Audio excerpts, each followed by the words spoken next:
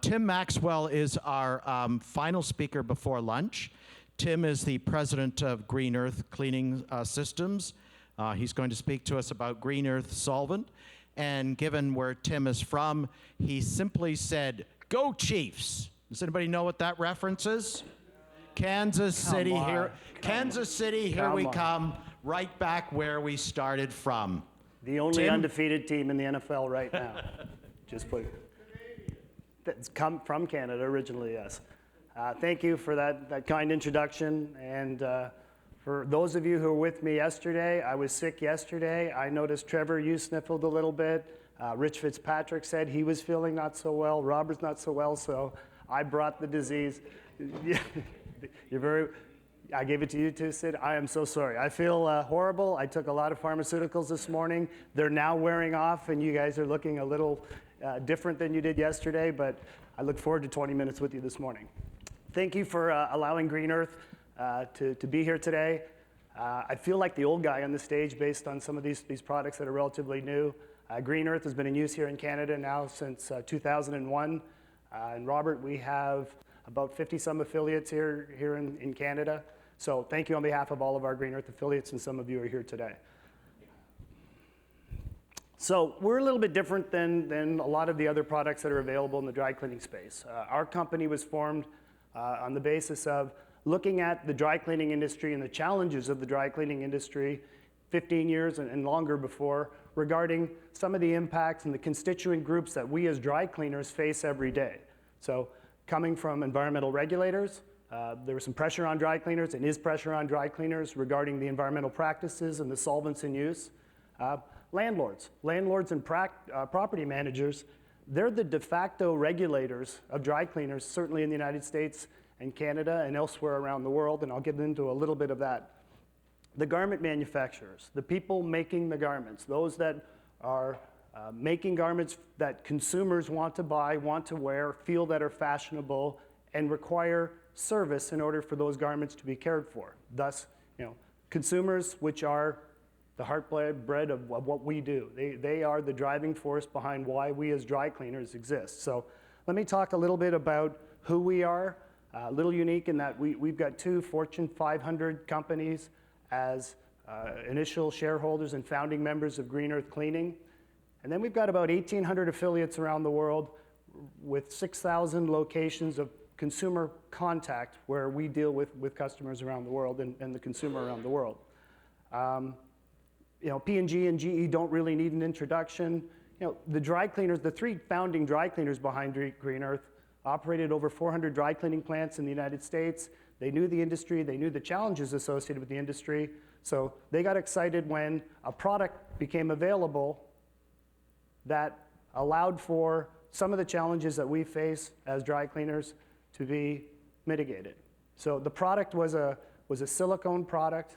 Silicone, despite what I've been hearing over the last couple of days, has no odor, and that's why it's used in many of the antiperspirants, underarm deodorants, hair conditioners, shampoos that you and I use every day, hopefully, and those products like facial creams and so on that we've been used for decades. And as silicone is used in those ingredients, think of it as the inert medium that acts to carry the active ingredients and then volatilize off and dissipate. So there's a wealth of information regarding the human health and safety and environmental impact of those silicones, and particularly the D5 silicone that we use in dry cleaning.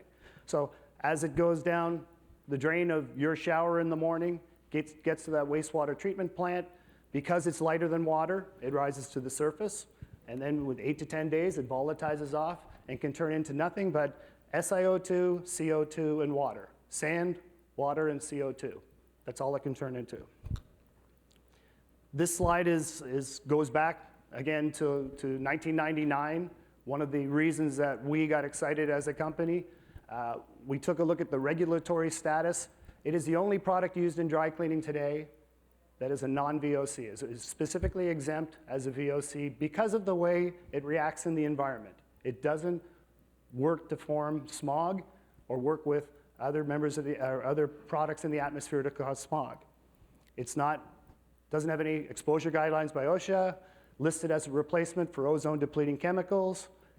Under RCRA, the Resource Conservation Recovery Act, and CERCLA, which is known as Superfund in the United States, it's not regulated by California's Prop 65 for products known to cause cancer, and therefore it's got a very, very clean bill of health, and we were excited about that in 1999.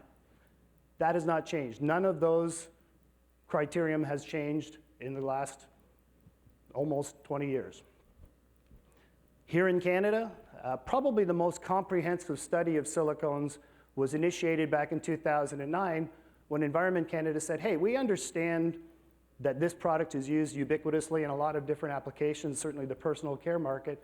We're a little bit concerned though, as we get that if it gets to that settling pool, it rises up and is through photodegradation, turns into sand, water, and CO2, but a little bit concerned about how long it may take to do that if it doesn't reach the surface, and it might bond to some sort of a product or organic material, stay underwater, get into sediment, be eaten by a fish, be eaten by a snail or a worm or something else, and is it persistent and does it bioaccumulate?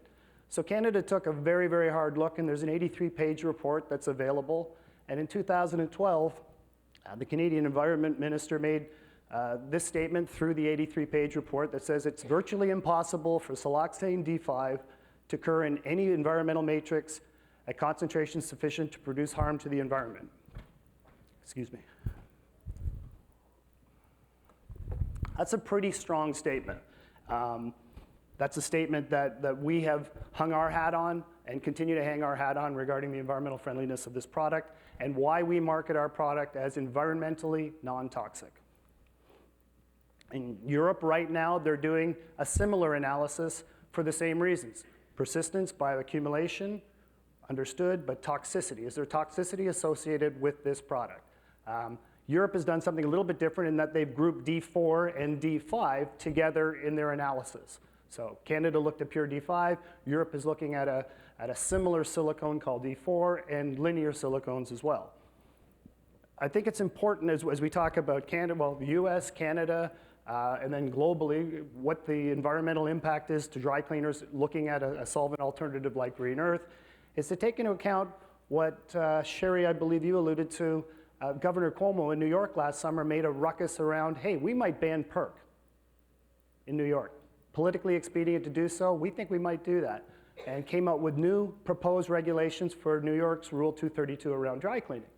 Well, not only they talk about the potential to ban PERC, which they've walked away from and they aren't going to do, but they, for the first time, introduced some concerns regarding the alternative solvents. And primarily, without getting into a lot of detail about it, they're looking at what we've heard a lot of today, which are the blends, the different products that might have certain components or certain concentrations of one ingredient or another ingredient, and what happens when they're used together in a dry cleaning process. They're subjected to additives, they're volatilized, they're distilled. Do they stay together and do they maintain the same flash points? And I think it's a critical point that we all think about as we go forward is, what are the additives and the impact of the dry cleaning process to whatever product that we're going to use?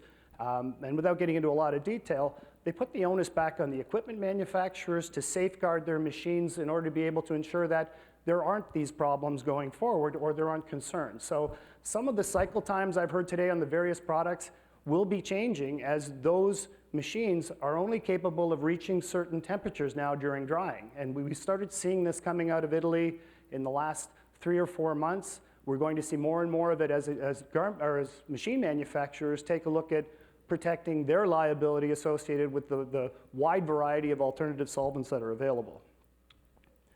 We've seen it even in our business. Our company, General Electric, is a founding member of our company.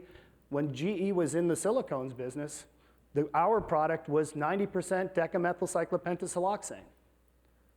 That's the SDS for 1999.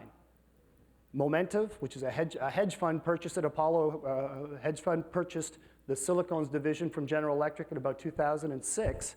We started seeing concentrations 75 to 100% of D5 in the decamethylcyclopentasiloxane. We've got other manufacturers such as Dow Corning that made dry cleaning fluid for our Green Earth affiliates, and we started to see as low as 60% concentrations of D5. So when we're looking at silicones, there could be a variety of different products available in a silicone ingredient package. And just to use a little comparative regarding what is D4 and D5, boy, they sound pretty similar. They sound almost exactly the same. Going through a lot of the specific physical characteristics of it, take a look at the freezing point. Do some dry cleaning plants get below 17.5 degrees Fahrenheit in the wintertime in February or January? What are the impact of blends that may cause operational issues and inefficiencies with dry cleaning equipment? And we've trialed all the cyclics, we've trialed all the linear silicones in order to be able to get a good understanding of what works best for the Green Earth cleaning system. The big concern here with D4 is the flash point.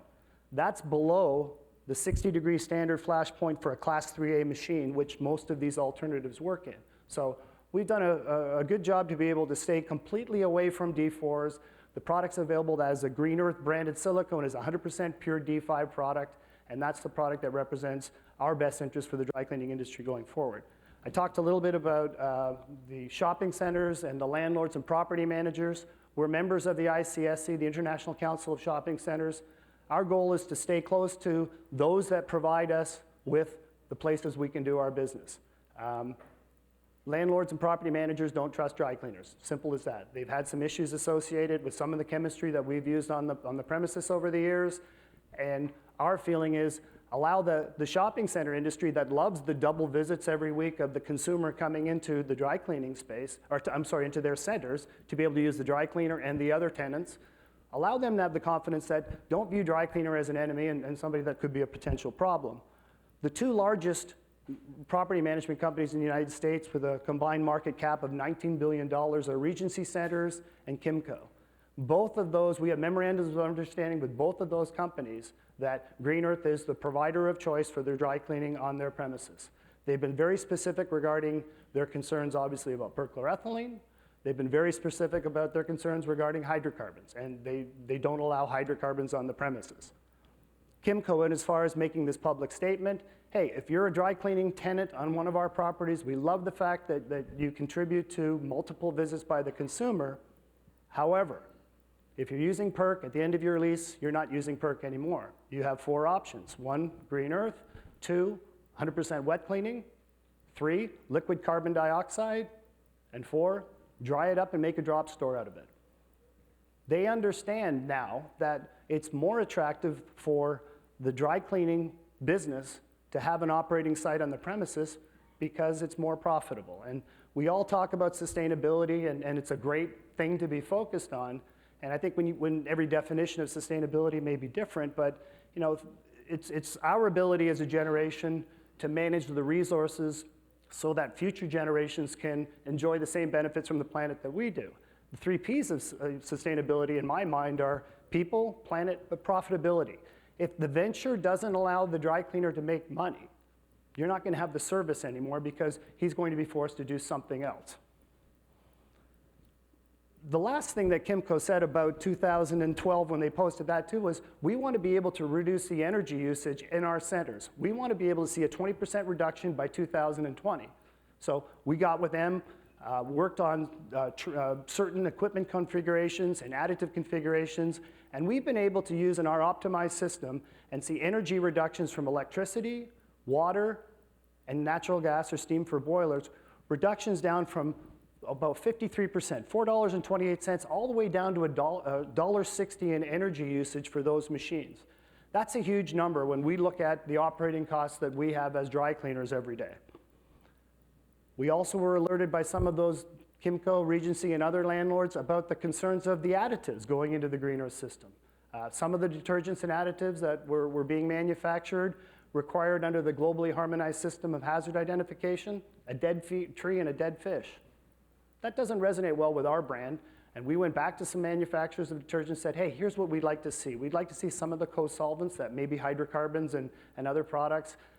We'd like to see some of the surfactants and other ingredients that may be considered a little perilous. We'd like to see them removed. And we've now come with an equipment package, and an additive package that allows for that safe acknowledgement of the liability associated with whatever is being used in the dry cleaning machine, to the point where this is a typical lease now from Regency centers where they're specifying a dry cleaning machine that is compatible only with Green Earth, not hydrocarbon or any other product. You can't have a multi-purpose machine because they're concerned about some of the challenges of switching that machine over to another product. I think, without going through all the detail here, I think that the last point is tenant is prohibited from bringing onto the leased premises any items which were cleaned off-site using perchloroethylene.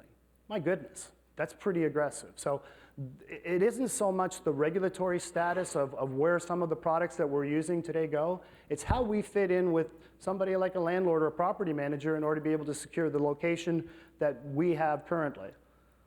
Our product line overall is designed with a concentrated detergent and an activated clay filtration system and the Pure D5 silicone to be able to save the average dry cleaner about $10,000 in costs using Green Earth at a $500,000 plant revenue run rate, $10,000 in costs between utilities and ingredients. The last category I'm going to talk about a little bit today is the garment manufacturers. Green Earth has been members of the Sustainable Apparel Coalition now for about 6 years. We were elevated to voting members. We've been put on committees. And the remarkable thing for us to know as dry cleaners is they viewed dry cleaning as very, very aggressive on the planet. And they thought that the least impactful way to clean any clothes was in home laundry and home operating and cleaning at home. We stood up in a couple of meetings and said, well, you know, the energy usage of that dryer, some of the surfactants and other ingredients in some of those detergents may not be what you want to see in your waste streams coming, or the effluent going into the city system. And we were able to discuss with them the challenges of moving away from a closed loop system that we operate as dry cleaners to a system that has that effluent go down the drain. Suffice to say, it's a constant discussion, it's a constant exchange of information that benefits us as the dry cleaner as well as the garment manufacturers. Back in 2014, ASTM International officially changed their definition for dry cleaning to include not only petroleum or PERC, but also a silicone-based product. Our work behind the scenes in order to make that happen was critical in order to be able to have garment manufacturers recommend silicone as a product that could be used when they were recommending on care labels how to care for their garments. SGS testing labs, some of the biggest testing labs, I think they employ 35,000 people around the world. They work with the garment manufacturers to understand the benefits of using or recommending something that may not have the extended life as an operating system that they can use going forward. We've got test machines at SGS in Guangzhou, China. We've got testing machines in Delhi, India. Many of the leathers and other products that are manufactured, trims and components and so on, are tested in Green Earth by the manufacturers prior to putting on that care label. Excuse me. Rugby, England, we work with a lot of the European and manufacturers to be able to support the trims and components that they're putting on the garments. It's the garment technologists that found Green Earth. They love to embellish garments, but the challenges associated with aggressive chemistry were causing problems. They couldn't have beads melt and sequins get destroyed and leather and vinyl trims be destroyed in cleaning and colors bleed. They love the fact that that's not a requirement in dry cleaning anymore. And in Kansas City, a lot of the testing we do on energy usage, but also we test for the likes of, we had Hermes send in some alligator skins recently to clean alligator skins because in France, PERC is banned in 2020. Hermes is a French company. What do they do in order to be able to remove fats and oils from alligator skins? So again, our focus has been on work with the garment manufacturers rather than be adversarial and have them understand, hey, there may be a better way to have these garments processed. We're members of the American Association of Textile Colorists and Chemists, along with the DLI. We sit at the table to talk to them about things like dyeing, spandex, combinations of spandex and polyesters and cottons that may be issues with wet cleaning, dry cleaning, no matter how they're processed. We work with them to understand, hey, we can be part of the solution rather than seeing the garment care industry as a problem. And because of that, because of those garment technologies confidences in Green Earth, we've been able to have a significant level of data to support the fact that a gentler way to clean allows for better sales at the consumer level by making garments that the consumer wants to buy and will look forward to being able to use. Some of the brands that we work with have gone as far as Armani is one of them listed here. Armani has Green Earth machines at their production facilities making the garments over in Turkey, every Armani suit ends up being cleaned in Green Earth before it goes out in order to remove what traces of sewing machine oil and other dusts and other components at the manufacturing level. But to restore it as close to new as possible is what their focus has been. So that work, Topman and Burton belonged to the Arcadia Group. And Arcadia Group back in 2015 put 8 million labels in. I think it's the black one in the center there that says, "Be green when you dry clean." Go to www.greenearthcleaning.com in order to be able to find a Green Earth affiliate near you. So our focus has been on allowing the garment manufacturers to understand that there may be a better, gentler way, not only for the planet, but also for their garments when looking at recommendations for dry cleaning. What is the student of the future, this table here, who's looking at their garment care options going forward, what are they attracted to? If anybody recognize the ASOS label, maybe particularly in that group, as seen on screen, they replicate a lot of the fashions that you see on the Emmys or whatever else of the red carpets. They replicate them and get them out really quickly. They're about a $2 billion company. They deal only with 20-year-olds. They don't sell outside of that space. They're the second largest online retailer in the world. That's how they feel. That's the message they want to get across to their customer base is, hey, there may be a better way to look after the garments, and it doesn't cost any more money. I think we can read that. So that's been our focus, is focus in on the garment manufacturers. That's a publicly traded company. Moores, the suit people, all of their tuxedos are cleaned in Green Earth and have been for about 15 years. They had, up until recently, the largest dry cleaning operation in the world down in Houston, Texas, 15 90-pound machines producing 1,250 tuxedos an hour, efficient, able to bring back to new condition. They're not the biggest anymore, and without getting into a lot of detail, because I'm not sure how much time I have, there's subscription services now where consumers are, such as La Tote and Rent the Runway, where you may be paying $59 a month and having garments sent to you in the future rather than buying those garments. And that impacts our business dramatically, and we need to be conversant in how that can be prevented. So if anybody's ever seen a Rent the Runway facility, the one facility in upstate New York, 80-pound dry cleaning machines, 25,000 dresses a day. I think the consumers voted with their wallet regarding what they see potentially as a benefit to them. But again, Men's Warehouse is a publicly traded company. Tailored Brands is the parent company, publicly traded, Joseph A. Banks and Men's Warehouse. They boast the fact in their sustainable message, in their annual report, that they cleaned 10 million pieces with Green Earth last year. It resonates with not only their shareholders, but it also resonates with their employers and communities. So within about a 100-mile radius of where we sit now, this is our mobile app on our website, tells you where the Green Earth affiliates are, and that's what our goal is, to be able to convey those messages to the consumer of tomorrow and today. Thank you. Thank you, Tim. A great job for someone who apparently is more toxic than even the materials we're talking about today. No doubt. Well done. We do have lunch, and I know it's hard to break before lunch with questions, but if there's any observations, questions that you'd like to fire Tim's way, please. Do we have? Yes. Yes. Hi, I just wanted to make one quick clarification on Tim's presentation. Green Earth is, or the silicone material used in Green Earth cleaning is VOC exempt, but PERC also has VOC exemption in the U.S. So, thanks. VOCs being volatile organic compounds. It's about the only thing I know about chemistry, but we all have to have some He's such a show-off. knowledge. Hello, Tim. Sure, yeah. You face quite a bit of a competition with other solvents. Yes. Since this is a very safe solvent in the industry, do you see exponential growth, or over the 20 years there's a plateau that you reach? And what is the limitation? I do not see exponential growth based on a couple of factors, including the mindset of the average dry cleaner. The average dry cleaner is not here today. The average dry cleaner looks at and I apologize for beating up on my industry, of which I'm a member. The average dry cleaner may not feel the need to be as progressive as the members of this audience. They may not be looking at the alternatives they move forward, and they can't make the investment in their businesses. So what do I see? I see kind of a bifurcation of the industry where you've got the high-end couture level cleaners, and we enjoy the benefit of having many of those as Green Earth affiliates. And I see perhaps a discount cleaner based on a larger plant with economic efficiencies and economies of scale, able to keep the price low.